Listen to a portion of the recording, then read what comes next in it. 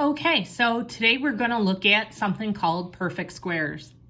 Okay, and what a perfect square is and what does it look like and what do we do with it. And this is going to wrap up the chapter 8, which is all about factoring. And then your next assignment will put it all together, and this kind of puts it all together. So you can kind of think of this as the beginning of the review. So here we go. These are examples of perfect squares. You can see that one is positive and one is negative, so you can see both of them. Okay, and what we want to talk about is what does it mean and why does it look like that? So we know what squared means. We know that that means we're going to take whatever is inside this parentheses and it means we're going to multiply it 2 times. So essentially, when you do this, it's x minus 2 times x minus 2. Over here for x plus 4, it becomes x plus 4 times x plus 4. It does not mean just square the x and just square the 4. You're missing some of the terms. So please don't make that mistake. That is the most common mistake. Okay, so once you've done this, then you can continue to solve if you need to. But you need to recognize what is this when we're solving things. Because sometimes the answers will be shown like this instead of like this. It's just a shorter way to write it. Okay, so we're going to start factoring. We're going to mix that into what we already have. Okay, so r squared plus 4r plus 4. Okay, those are the nice trinomials, so we know we're going to break it out into 2 binomials. There's nothing we can take out of all 3 pieces, so we're ready to break it down. R squared is going to give us r and r. 4 is going to give us plus 2 and plus 2 here. And if we wanted to write this down as perfect squares, it would be r plus 2 squared. So now they're expecting you to take this answer and turn it into this if it's a perfect square. Okay, let's look at this one. This one is our second type of perfect squares. We know we've got to multiply 2 and 9 to give us our factoring number, which is going to be 18. It's a positive. You can see the middle is a negative, so that means we're going to have 2 negatives together when we do this. So my factors of 18, 1 and 18, 2 and 9, 6 and 3. Why don't I have an answer? Because none of them work. So what do we call this type of problem? And I haven't given you many of these because I didn't want you to be confused.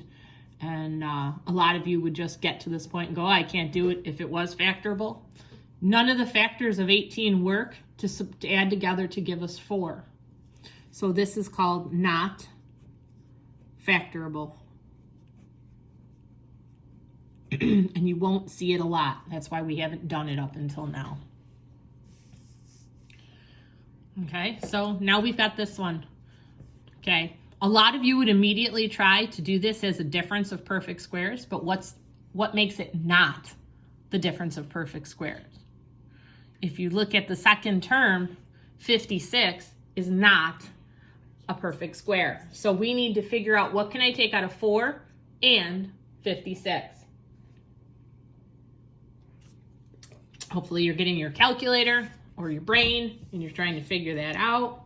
And yes, 56 is divisible by 4. So our biggest factor is going to be 4.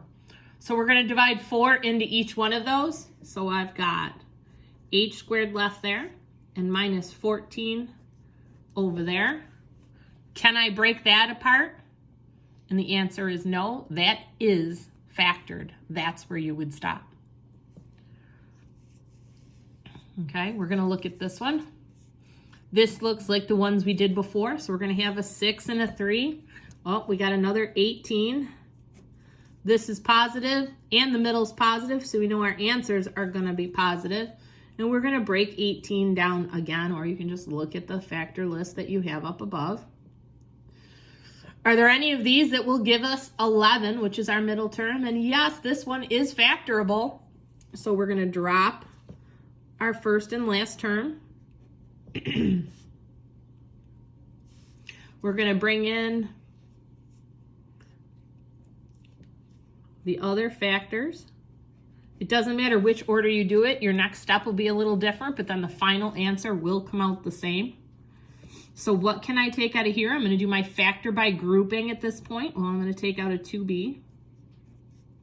What am I going to be left with? And that's going to be 3b plus 1. On this side, out of this grouping, what can I take out of 9b and 3? I'm going to take out a 3, which is going to leave me with 3b plus 1, which is great because I need these two to match, which they do. So 2b plus 3 and 3b plus 1, and I'm done. So it's just putting all the different factoring together. And now you know the next thing that's coming because it's followed along in Chapter 8's pattern is what do we do when it's an equation? Okay, so we know when it's an equation and it's got a squared, everybody's got to get to the same side. And in our first example, it already is.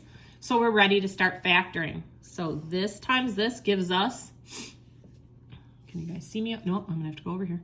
Gives me a 4. And because my signs are both positive, it means they're going to be both positive in my answer.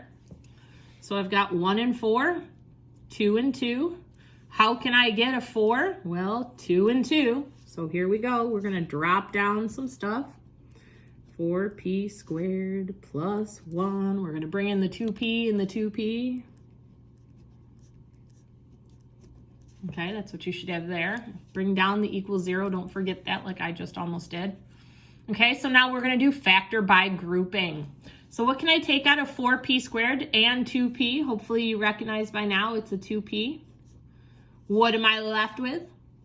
2p plus 1, which is exactly what we have here. So I'm going to take out a 1 because it doesn't change anything. Don't forget the is 0. So what we're going to be left with is 2p plus 1 from 2p and the plus 1. And then up, our matching parentheses are 2p plus 1 equals 0. How many times do you have to solve this? Amazing honor students.